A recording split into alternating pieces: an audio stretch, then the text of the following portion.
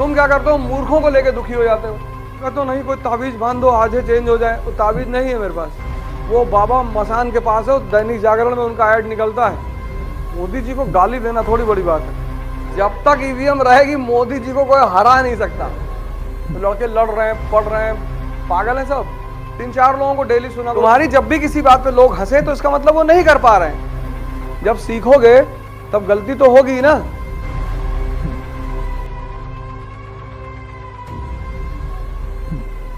जय हिंद फ्रेंड्स। हमारे एक दोस्त हैं मनोज जायसवाल जी, वो हमसे कहा तुम यार इंग्लिश मीडियम पढ़ाओ। हमने कहा इंग्लिश मीडियम, हम अंग्रेजी बोल ही नहीं पाते। कहीं यार तुम्हारे अंदर इतना कॉन्फिडेंस है, तुम जर्मन बोलोगे तो 2-3 घंटा बोलना शुरू कर दो। हमने कहा ये बात तो है, कॉन्फिडेंस में कोई नहीं मार सकता। तो शुरू कर दिया बोलना। पहले गए 6 महीना कश्मीर में रह के पढ़ाए अंग्रेजी। उसमें कई लड़के आके बोलते सर वो आप लड़की जा रही थी, आपने कहा ही इज गोइंग। हमने कहा तो शी कह देते तुम तो समझ गए थे ना लड़की जब सीखोगे तब गलती तो होगी ना। तो तुम्हारी गलती पे अगर कोई हंस रहा है तो वो मूर्ख है, और जो तुम्हारी गलती पे तुम्हें सिखा रहा है वो तुम्हारा शुभचिंतक है। तुम क्या करते हो, मूर्खों को लेके दुखी हो जाते हो कि हम अंग्रेजी बोल रहे थे, सब हंस रहा था पूरा क्लास। मूर्ख है वो, हंस इसलिए रहा था कि हम तो हिम्मत नहीं कर पाते, तुम बोल रहे हो। तुम्हारी जब भी किसी बात पे लोग हंसे तो इसका मतलब वो नहीं कर पा रहे हैं। तुमको इन सब चीजों को ऐसे ही सोचा जाता है। एक बार मेरे कोलीग, हम लोग चाय पी रहे थे सड़क पे, तो 2 लड़के घूर रहे थे हम दोनों को ही घूर रहे थे। तो उन्होंने हमसे कहा कि गाली दे रहे हैं। मैंने गाली तो नहीं दे रहे, ये पहला वाला कह रहा है कि मेरे पापा खड़े हैं। तो दूसरा वाला कह रहा नहीं तुम्हारे नहीं मेरे पापा हैं। और इसी पे दोनों झगड़ा कर रहे हैं। जब सोचना ही है पॉजिटिव सोचो। कोई तुम्हें घूर रहा हो सकता है, अंधा भी तो हो सकता है।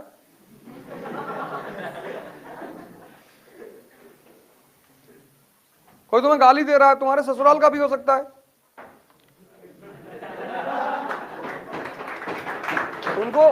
उनको तो हक है तुम्हें गाली देने का। हो सकता है नाम छिपा के गाली दे रहा हो। अपने से क्यों सोच रहे हो? यही सब ध्यान है, अपने आप को कन्वर्ट करना हर मोमेंट हर सेकंड। फिर वो तुम्हारी आदत पड़ जाएगी।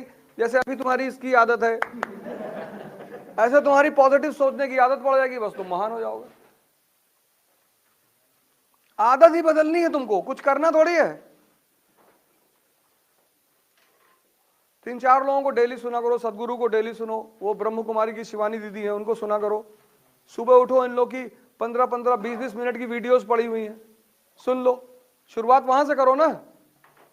कितने सारे संतों की वीडियोस पड़ी हैं यूट्यूब पे, पंडित रविशंकर की वीडियोस पड़ी हैं, मुरारी बाबू के कितने सारे वीडियोस पड़े हुए हैं।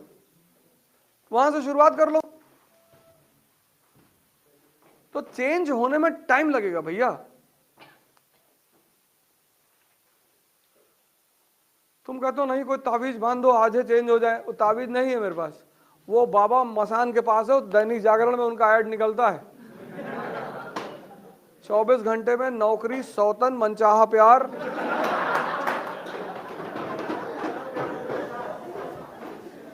ये सब वही करा सकते हैं। ये भैया हम लोगों से ना हो पाएगा, तो तुम उनसे कांटेक्ट कर लो और सस्ते में नहीं पड़ जाओगे। 3-4-5 हजार लेते हैं ज्यादा ज्यादा, बना के दे देंगे। घूमो।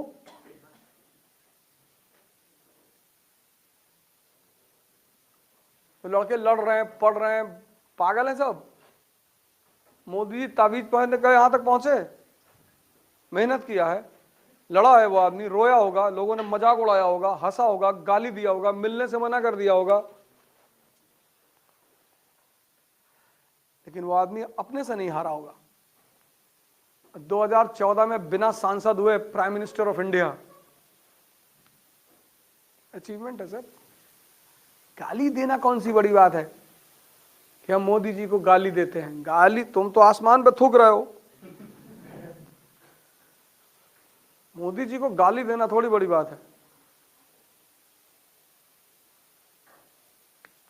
अपोजिशन का मतलब ये थोड़ी आप गाली देंगे किसी को। कितना रोया होगा वो आदमी, अकेले रहा होगा, कोई दोस्त नहीं, बीवी के साथ रहे ही नहीं, बिना पाल। यहां लोगों की जिंदगी बीत जाती पार्षदी का टिकट मांगते मांगते। 20-20 साल से पार्टी में है, प्रधानी का टिकट नहीं मिल रहा है, बिना सांसद बने प्राइम मिनिस्टर। 2019 में लोग हार जाएंगे हार जाएंगे, फिर आया 24 में कह रहा आपकी बार 400 पार। कॉन्फिडेंस है और ईवीएम है।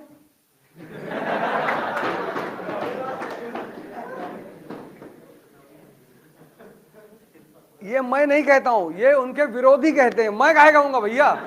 मैंने कहा कॉन्फिडेंस है, उनके विरोधी कहते हैं कि ईवीएम भी है। Eternally victorious Modi. जब तक ईवीएम रहेगी मोदी जी को कोई हरा नहीं सकता। और ईवीएम के खिलाफ आवाज कौन उठाएगा? सारे तो चोर बदमाश हैं, अरबों रुपया है, ईडी बैठा देगा। 30-30, 40-40 साल पहले सबके घर में साइकिल थी, आज सब हवाई जहाज खरीद के रखे हुए हैं, बैठा दे। स्पीकिंग वेरी मच स्पीकिंग, हाँ हाँ, निकाल के लाओ पैसा कहां से आया। ममता बनर्जी से कुछ कर नहीं सकते थे, लेडी डेयरी के ईमानदार है, उसके पास कुछ है ही नहीं, साड़ी वाड़ी छोड़ के बेचारी सज्जन महिला है, तो उनके खिलाफ ईडी नहीं बैठाई जा सकती थी, तो बंगाल दे दिया, बंगाल ले। क्योंकि अगर वो बंगाल हार जाती तो ईवीएम पे क्वेश्चन उठ जाता। तभी तो बीजेपी के लीडरों कॉन्फिडेंस देखो कि सरकार तो हमारी आ रही है। कल मैं आदमी से पूछा, मैंने कहा भैया सरकार किसकी आ रही है? अवध भाई 300+।